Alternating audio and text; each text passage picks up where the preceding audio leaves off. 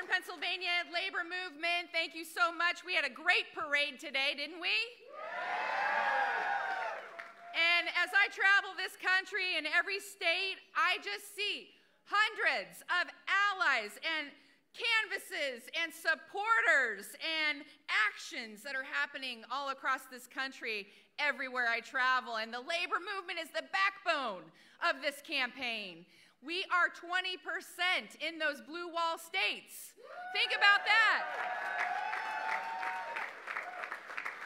And we are putting the labor back in Labor Day. So look, every worker in this country should think about the two futures that we have in front of us.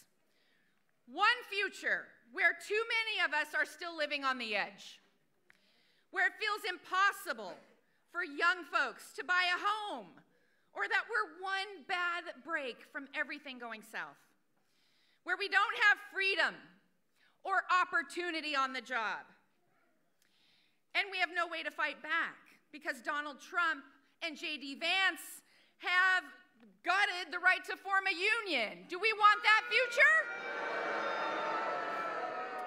That's what I thought, because there is a better future on the horizon, right? It's a better future. And it's on display right here in this hall. A future where every worker has freedom and opportunity and dignity. That's right. A future where there's no such thing as a man's job or a woman's job or a black job, Donald Trump. Just good union jobs.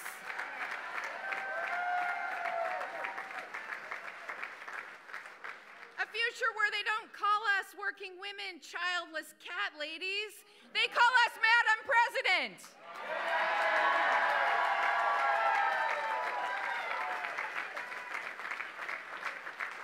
And where every worker in this country can stand up and say from experience that it's better in a union.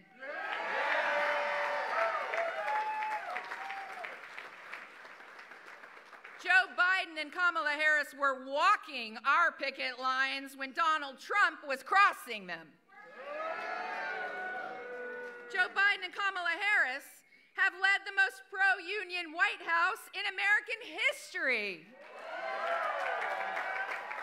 And you remember that Kamala Harris cast those deciding votes in the Senate to save millions of workers' pensions and lower costs for seniors on their prescription drugs and make the biggest investment in modern history to rebuild this country.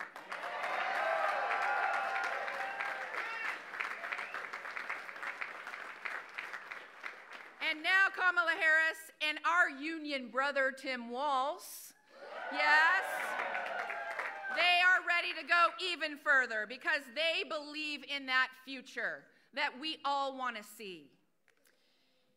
Now, the road to the White House goes right through our union halls.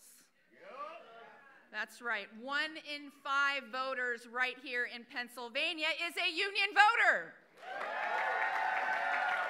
So we are the difference maker. We have the people. We have the trust. We know how to organize. And we are ready to send Kamala Harris and Tim Walz to the White House. Are we ready?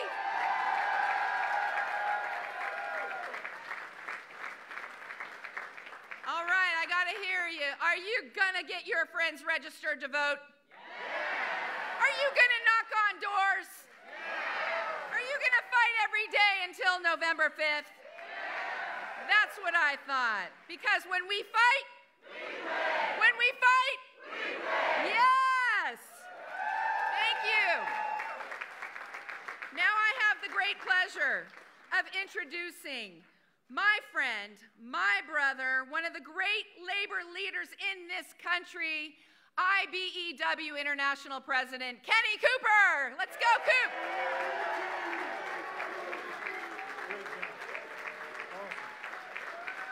Good afternoon. Good afternoon, brothers and sisters. Good afternoon. Thank you, brothers and sisters. Thank you, guests. And most of all, thank you, family, for being here on Labor Day. You know, it's a great honor to be in Pittsburgh, a good union town, but for me, it's really an honor to be in the House of Labor.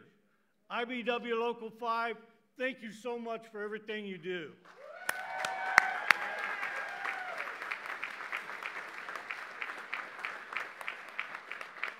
As Liz said, I'm the international president of the IBW, the oldest and largest electrical union in the entire world. Yeah. And on behalf of 840,000 members of the IBW, it is my true honor to get to introduce tonight the strongest, most pro-union administration ever in the history of the United States, President Biden and Vice President Harris.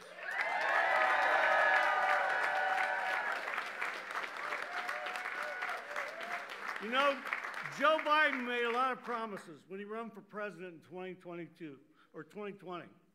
He promised to save Americans' pension system that was a serious risk for us. He promised to help American workers that were depending on him to help save that pension.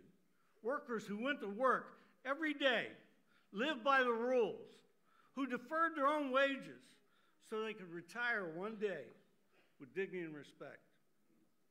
He passed the Butch-Lewis Act, saving the Americans' multi-employer pension plan. And when the Senate was all tied up, let's think about this a minute, on the rescue of America's pension plans, they were only tied up for one reason. We couldn't find a Republican senator that would vote for American workers.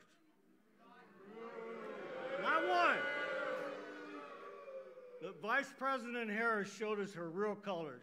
She stepped to the plate, cast a deciding vote to save our pension plans across America.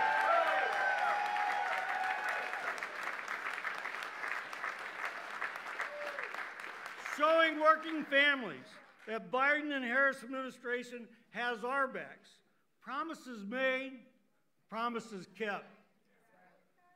He pledged to rebuild our country's infrastructure the only way that makes sense, with good union jobs that pays well and has health care for them and their families. Once again, promises made, promises kept.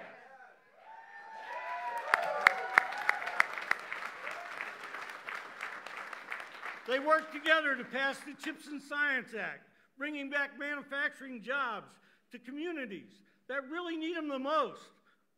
Promises made, promises kept. They pledged to be true friends of labor because they understand the necessity of unions to the American worker and to the middle class. Well, Joe Biden and Kamala Harris kept every single one of those promises. Pension plan relief, the Butch-Lewis Act, went above and beyond our expectations. His infrastructure bills are bringing good union jobs back, much needed infrastructure across our nation, in every corner of our nation. And he's never been afraid to say the word union.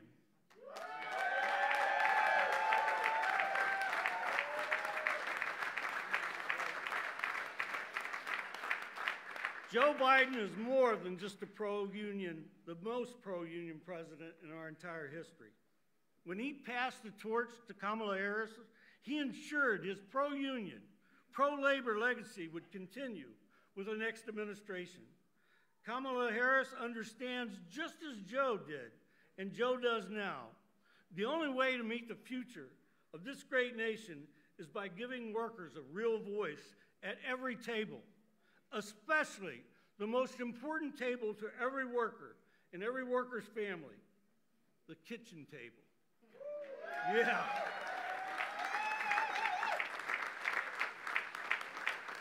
Brothers and sisters, please join me to welcome our true friends, the President and Vice President of the United States, Joe Biden and Kamala Harris.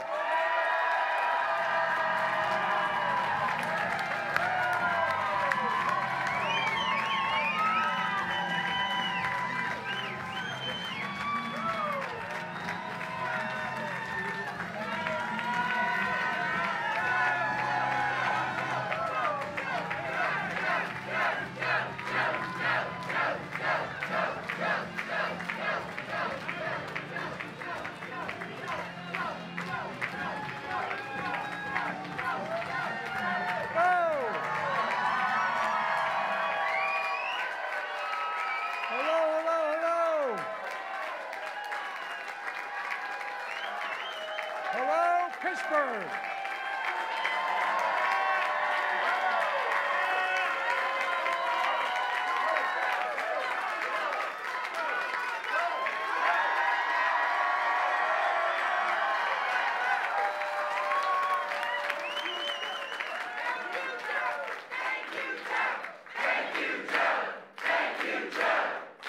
Thank you. Thank you, Joe. Thank you, Joe. Thank you, Joe. Thank you, thank you, thank you. Well, I've celebrated many Labor Days in Pittsburgh. And it's always good to be back with so many great friends. Many of whom flew with me on Air Force One today represent the union that's been with me since the beginning of my career. They're not that old, but since I was a 29-year-old kid. I want to thank Liz Schuler, the AFL-CIO,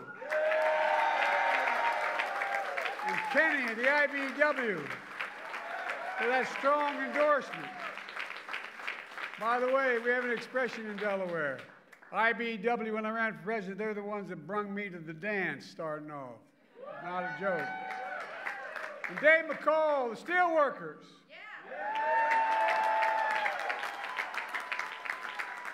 Dave, in 1972, steelworkers were the first union to endorse a 29-year-old kid named Joe Biden who wasn't old enough to be senator when he got elected. It mattered. A guy named Huey Carcella was the district president because we used to have one of the largest labor forces in Claymont, Delaware, and North, over 4,000 workers. And it was, anyway, it all went south. But Huey went to the national president, I.W. Abel, and he said he wanted me to get endorsed. Everybody thought it was crazy. I literally wasn't old enough to be sworn in the day I got elected. But guess what? President Abel stuck with me.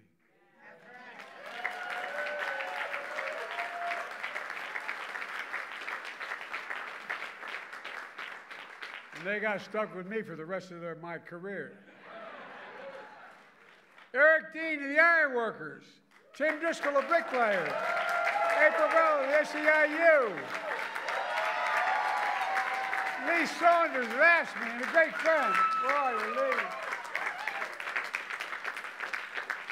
And Jimmy Williams of the Painters Allied Trades and his dad. His dad is a really good man. Mike Coleman, a sheet metal worker.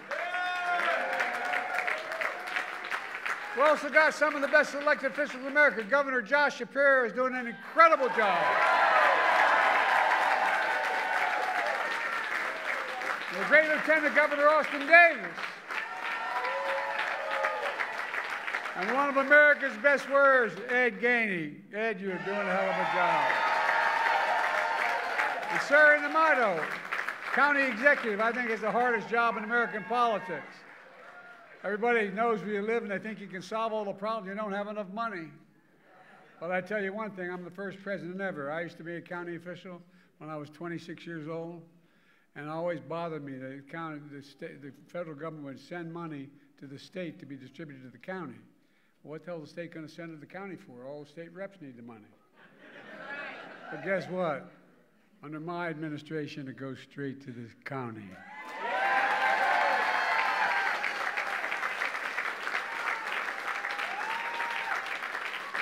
One of my best friends, my name's Joe Biden, I'm from Scranton, Pennsylvania.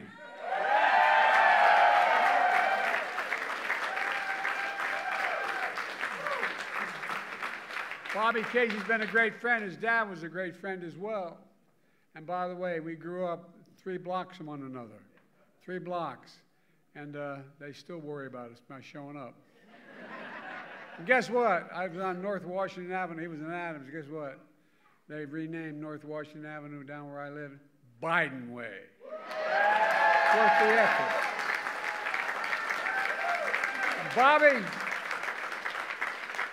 Bob will make sure you get reelected again. And while we couldn't be here, I want to thank his partner in the Senate, John Fetterman. But if you're in a foxhole, you want Fetterman in there with you. He couldn't be here today, but guess what? He sent the best part of the family, Giselle. She's here.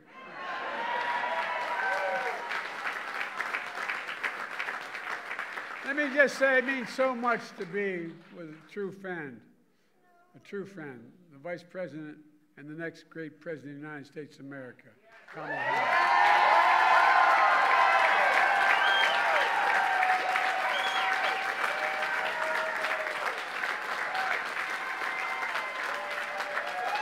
Look, folks,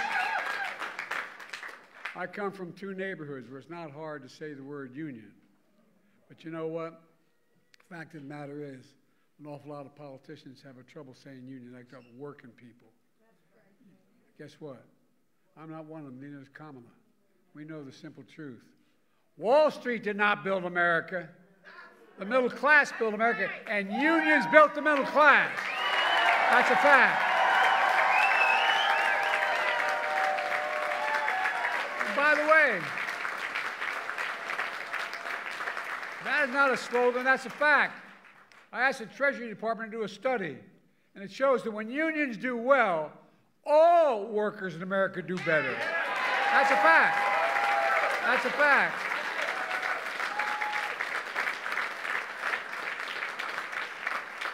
It's the biggest reason why our economy is the strongest economy in the world today, without question, because of unions. You know, my dad, like many of his generation, going into World War II, wasn't able to go to college. My dad was a really well-read guy, and he was always engaged. And he'd come home from work before he'd go back and close up the shop and for dinner. And the dinner was the place where we had discussions and incidentally ate. You know, my dad taught me. My dad would say this all the time. Remember, Joey, a job, and I give you my word to this, a job is about a lot more than a paycheck. It's about your dignity. It's about the community. It's about your place in the community. And it's about being able to look your kid in the eye and say, honey, it's going to be okay, and mean it. Well, that's why. That's why Kamala and I are so proud. So proud of the greatest job creation record of any president in a single term in American history.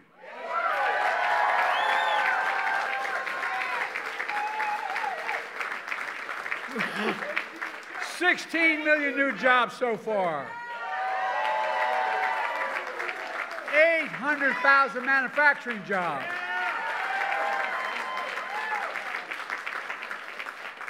Eight years ago, how many times did you hear about we can no longer be the manufacturing capital of the world? Where the hell is that written? Yeah. We are the greatest manufacturing city, county in the world, state in the world, city in the world. We're going to remain that way.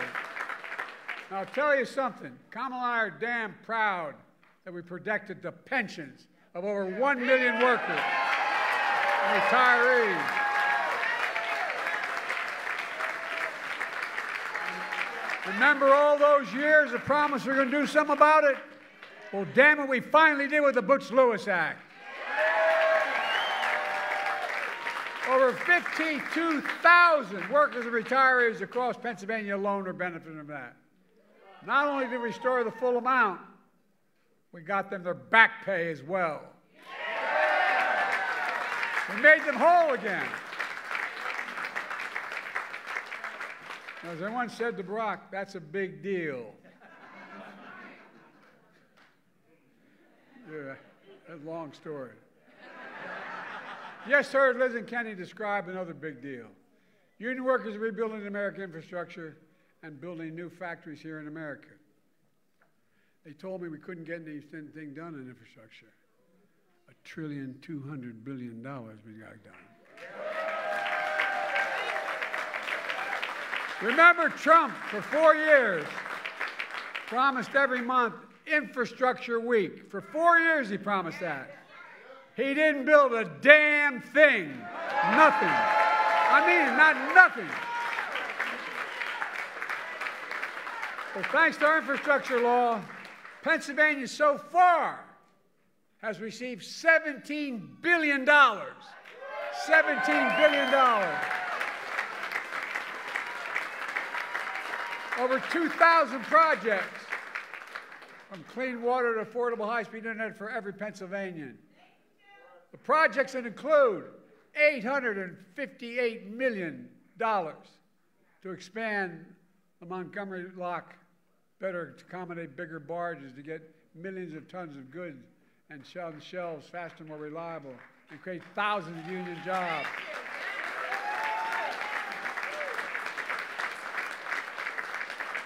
I was working on the Great Lakes, and I got a call from Senator Casey. He's been no bigger champion than Casey for this. You know what I call him? I call him the Casey Locks. Not Goldilocks, the Casey Locks. Bobby's also a champion of Pennsylvania's energy communities. We passed what's called the Casey Credit, available to 45 Pennsylvania counties where energy jobs such as coal mining have been before it disappeared before we came to office. The Casey Credit provides major incentives for companies to build new battery factories, wind turbines, and more to create high-paying jobs in those coal and natural gas communities. And on top of that, there's over $4 billion in private companies have committed to invest in clean energy and advanced manufacturing here in Pennsylvania. $4 billion.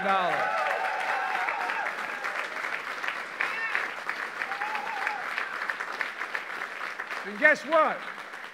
With your support, I signed an executive order to make sure large federal construction projects all use project labor agreements.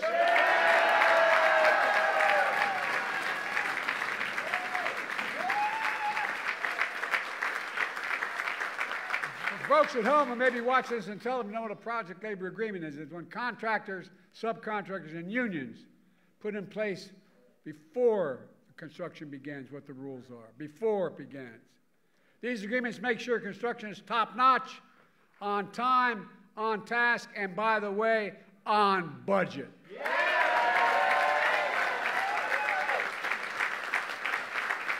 There's another big deal. Buy American. That's been the law since 1930. I got to admit, I've been around, I'm only 40, but I've been around a long time. But I, quite frankly, until 10 years ago, wasn't aware. You know, back in the 30s, when they were trying to make sure unions could organize and business couldn't interfere, the law was passed that said every penny the president gets from the Senate, the House, and Congress to spend on a project, he should hire an American worker and use an American product. But past administration, seriously, past administration, including my predecessor, failed to buy America. They shipped jobs overseas where labor was cheaper and brought home the product that was more expensive. But not anymore. Federal projects build American roads, bridges, highways, and they'll be made with American products by American workers. That's why. That's why we're creating all these. I'm serious. It's simple and basic. That's why we're creating so many good-paying jobs. In fact, we're requiring those kinds of projects to pay Davis-Bacon prevailing wages so they're jobs that can raise a family on.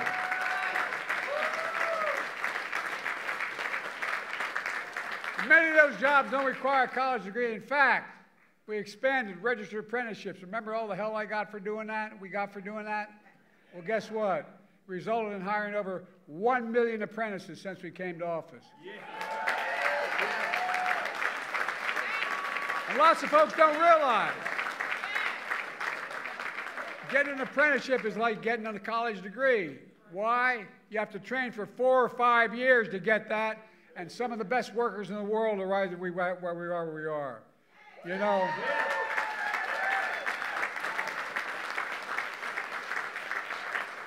When you're in Pittsburgh, you're standing with steel workers. Let's be clear. I believe in American steel companies. American-owned and operated steel companies.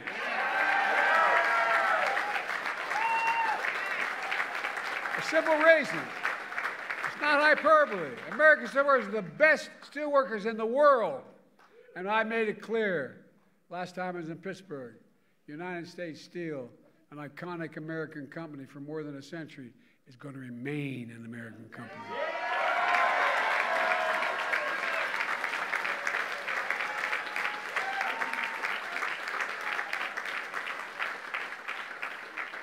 remember as a young senator why the National Labor Relations Board was sometimes so anti-labor. It was set up to help labor, to be pro-labor. Well, guess what? That's why one of the most significant things we've done, Kamala and I, is appointing a National Labor Relations Board that actually believes in unions and believes in recognizing the rights of labor. It's a big deal. It's a big deal. Remember, we have short memories. I'm all for forgiveness. I'm not for this. Trump appointed union busters on that board. No, that's a fact. But it's real. It affects people's lives. We're going to let that son of a gun do that again? Folks, we made a lot of progress, and Kamala and I are going to build on that progress, and she's going to build on it. I'll be on the sidelines, but I'll do everything I can to help. But look, I'm not joking when I say, this is not a joke. When I said this when I was running in 2020, a lot of people didn't believe me. You did, but you didn't believe me. It's all at risk because of Donald Trump, literally. With a stroke of the pen, he can get rid of a lot of this. And do you think this guy gives a damn about your pensions? No, I'm serious. Do you think he loses even an instant of sleep over it? Do you think he cares about all the work you do every day and how hard it is? Do you think he cares about good-paying jobs for hard-working people who built this economy? Hell. He regards picket lines. He'd rather cross one than walk one. But I have no problem walking the picket line. Never have, nor does Kamala.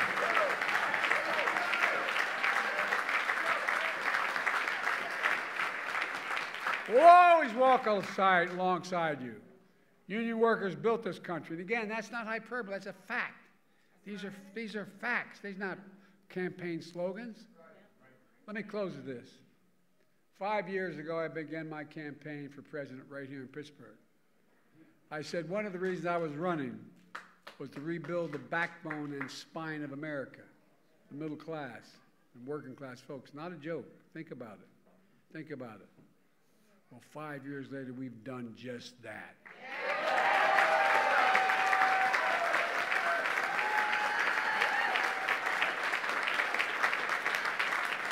I'm back in Pittsburgh on Labor Day again with a simple message. As we look at this election, I spent my whole career believing in unions. I'm not joking when I say that. I'm honored to be considered the most pro-union president ever.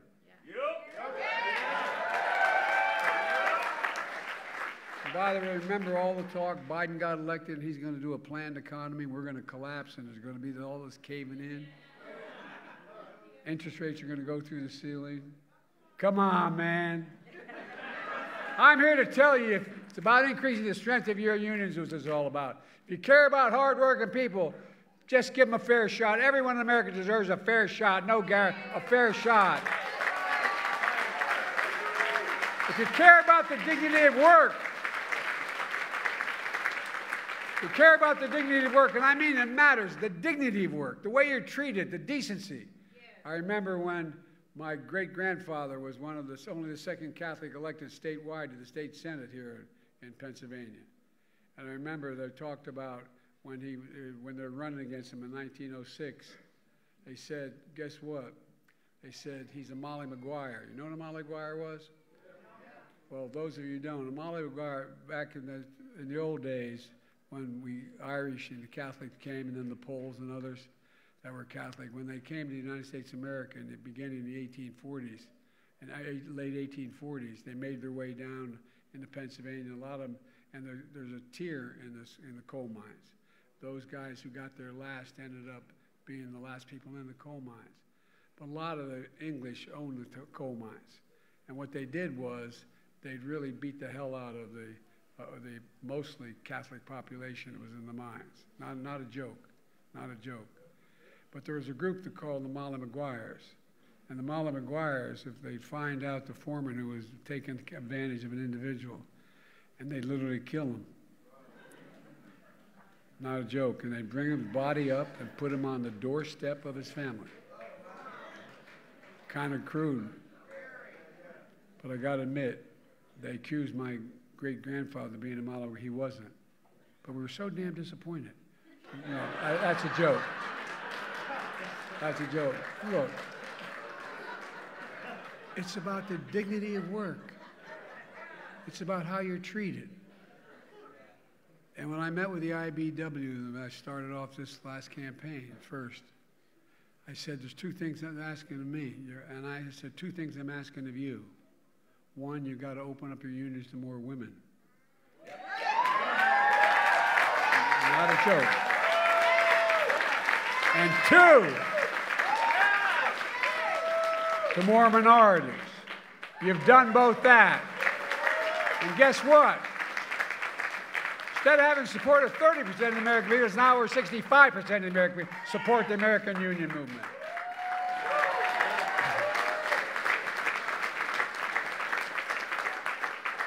It really is all about the dignity of work. Then there's only, if you care about the dignity of work, there's only one person you have a rational choice with this time. And that's Kamala Harris. Not a,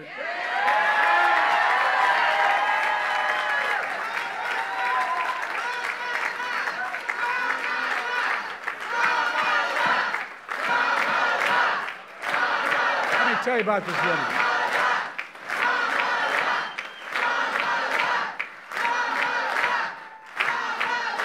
I know her. I trust her. Not a joke. I trust her.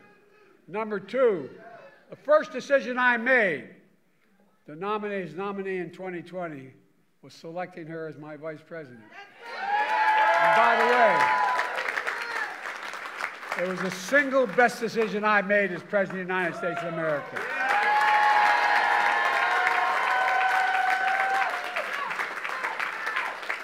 I was watching something sent to me when they asked Barack. They said, Barack picked me as vice president because he knew I could be president. Well, I know she'll be a good president. I know it. I've watched her when all the experts, foreign and domestic policy, would give us advice. Then we'd sit alone in a room. And she has a backbone like a ramrod. And she has the moral compass of a saint. This woman knows what she's doing.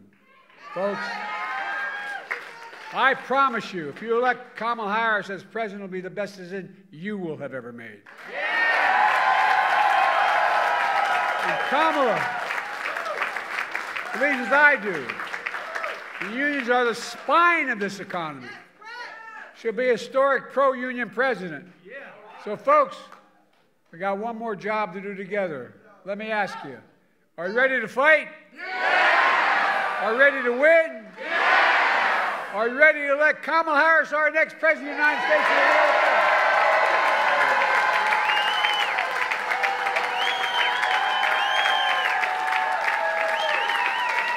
And in the process, are you ready to make Donald Trump a loser again? I've never been more optimistic about America. We have to remember who we are. We're the United States of America. There's nothing, I mean this from the bottom of my heart, there's nothing beyond our capacity. Nothing. When we do it together. And that means elect my friend, our great Vice President, President of the United States, Kamala Harris.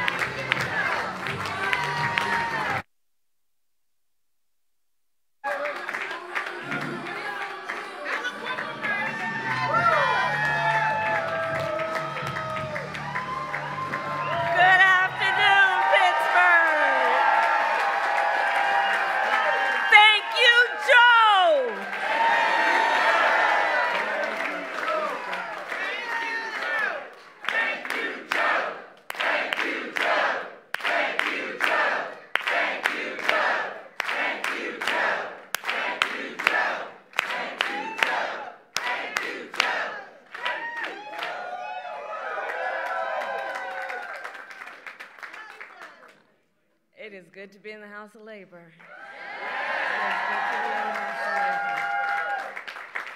And it is good to be back at IBEW Local 5. And can we please give it up again for our President, Joe Biden.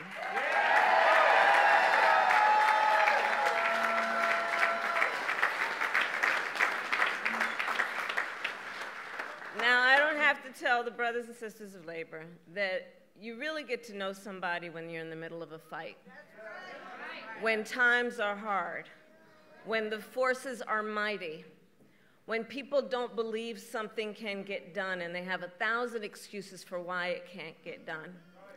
And I have spent more time with this extraordinary human being when the cameras were not in the room, when the stakes were high, when the heat was intense. And Joe Biden has always stood with the workers of America and labor unions of America. Always. Always. I've been with him when he'll bring folks into the Oval Office.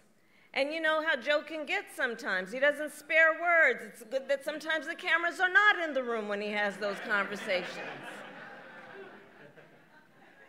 Because the thing about the Joe Biden I know, and I know you know, because he has been a friend of labor for so long, for his whole life, Joe Biden can be quite impatient. And that's a good thing for that kind of leader. Quite impatient. And I say to all of the friends here, the press that's in the room, history will show what we here know. Joe Biden has been one of the most transformative presidents in the United States that we have ever witnessed.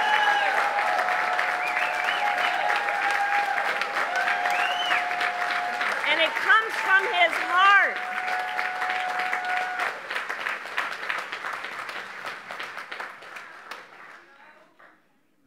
And you know, Joe and I talk a lot about the fact that we are so proud to be the most pro-union administration in America's history. And it is thanks to your leadership. And as we know, Joe's still got a lot of work to do, so let's also understand that. So I want to thank all the incredible leaders who are here today, including the Governor Shapiro, Lieutenant Governor Davis, Senator Casey, who we will re-elect this November, Mayor Gainey, President Schuller, President Cooper, all the leaders of labor who are here, all the union members who are here. So I'll just get right to a few points. I love Labor Day. I love celebrating Labor Day. And Pittsburgh, of course, is a cradle of the American labor movement. It is the birthplace of the AFL, headquarters of the Steelworkers, home to Firefighters Local 1, and of course the historic IBEW Local 5.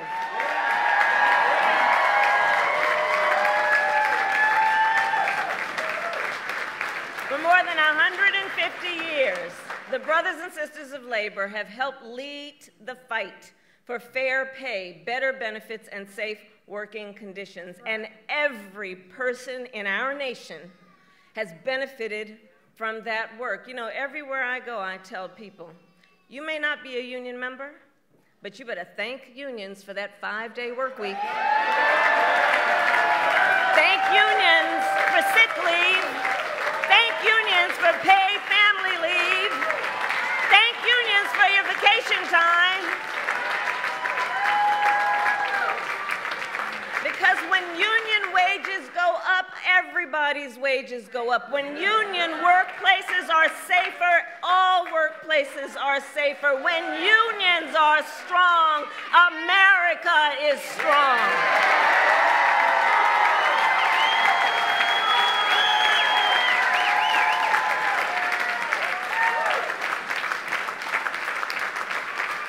And we are clear. Not only has Pittsburgh shaped the history of America's labor movement, today you are also shaping its future. In 2021, with my dear friend, the Secretary Marty Walsh, who the President appointed to be Secretary of Labor, he and I hosted a meeting right here in this local. and it was part of the White House Labor Task Force that I lead. That day, we met with a group of computer programmers who were working to form a union. 1 month later, they signed their contract and became one of the first technology unions in our nation. Standing on the shoulder of all those who have been here and fought the good fight. So Pittsburgh, I remind us of that to say together, we are fighting to build an economy that works for all working people. And that has always been the vision of the labor movement. And that is the vision of our campaign. You know, in this election, there are two very different visions for our nation. One, ours, focused on the future. The other, focused on the past. We fight for the future. We fight for a future of dignity, respect, and opportunity for all people.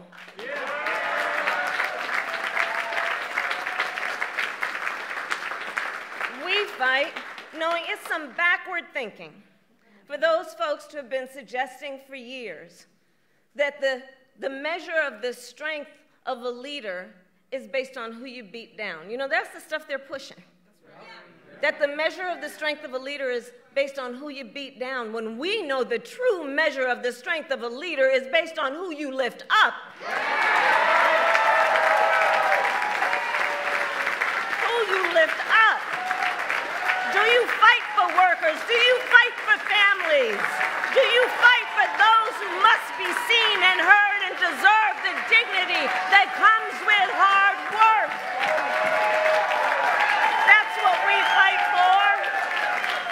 And when you know what you stand for, you know what to fight for. So we're 64 days out from this election.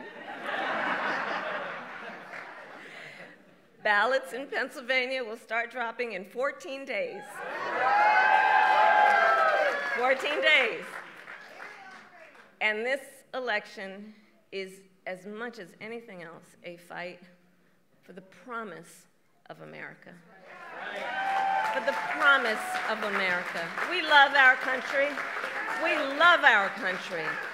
And we know it is one of the highest forms of patriotism to fight for the ideals of our country. And that's what this election is about.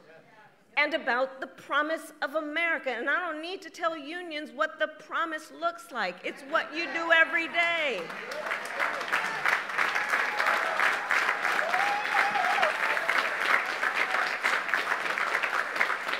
But as we fight to move forward, Donald Trump is trying to pull us backward. Including back to a time before workers had the freedom to organize. He's going to jail. Well, the courts will handle that, and we will handle November. How about that?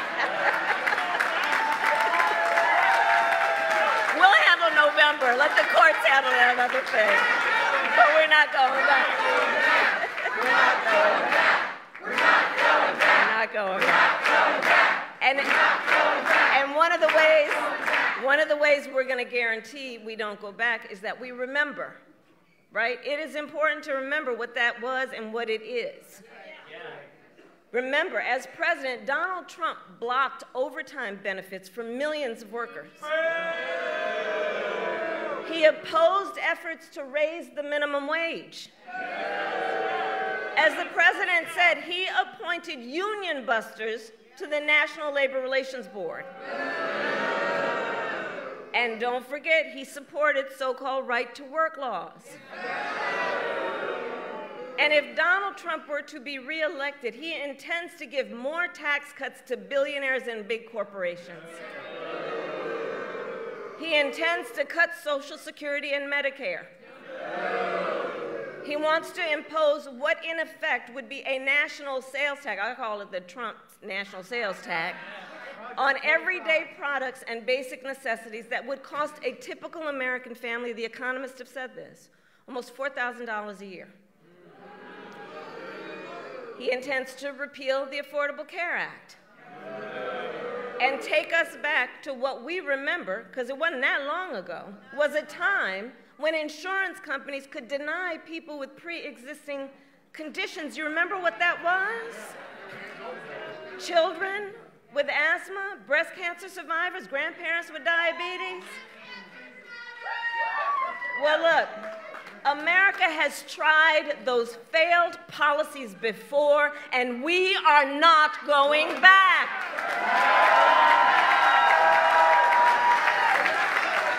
We are not going back. We're not going back. And instead, we fight for a future where no person has to go broke just because they get sick.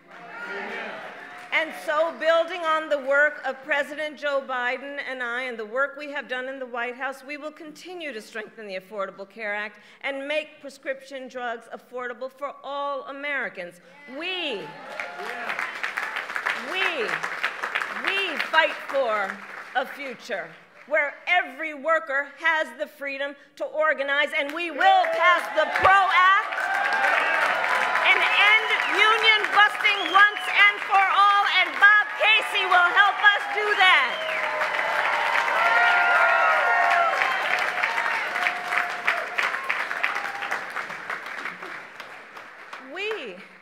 We see and know and fight for a future where every person has the opportunity not just to get by, but to get ahead. And so we will continue to build what I call an opportunity economy, so that every American has an opportunity to buy a home or start a business or build intergenerational wealth and have a future that matches their dreams and ambitions and aspirations. Because, of course, that's the nature of who we are as Americans. We have dreams. We can see what is possible unburdened by what has been. We have aspirations. We have ambitions. And the system that is a good system is one that supports that and allows people the opportunity to go where they can see and imagine themselves to be. That's what I'm talking about when I talk about an opportunity economy. We fight for a future where every senior can retire with dignity. And so we will continue to defend Social Security and Medicare and pensions, and pensions, and pensions.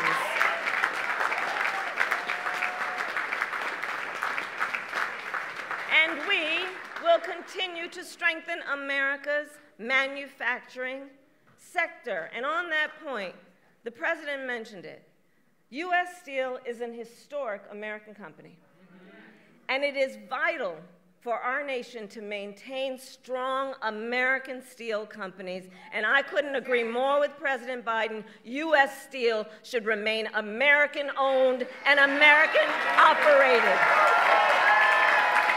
And I will always have the back of America's steelworkers. And all of America's workers. So, friends, 64 days until the most election of our lives, and probably one of the most important in the life of our nation, truly. And we know this is going to be a tight race to the very end. It's going to be a tight race to the very end. So let's not pay too much attention to those polls. Because as unions and labor knows best, we know what it's like to be the underdog. And we are the underdog in this race. And we have some hard work then ahead of us. But here's the beauty of us in this room. We like hard work. Hard work is good work. Hard work is joyful work. And so in this fight, I will continue to count on the strength, the determination, and the hard work of the leaders in this room to knock on doors, to get folks to the polls, and bluntly put, because the people in here do it, to help us win Pennsylvania. That's right. So today I ask, are you ready to make your voices heard? Do we believe in freedom? Do we believe in opportunity? Do we believe in the promise of America? And are we ready to fight for it? And when we fight, we win. God bless you. God bless America.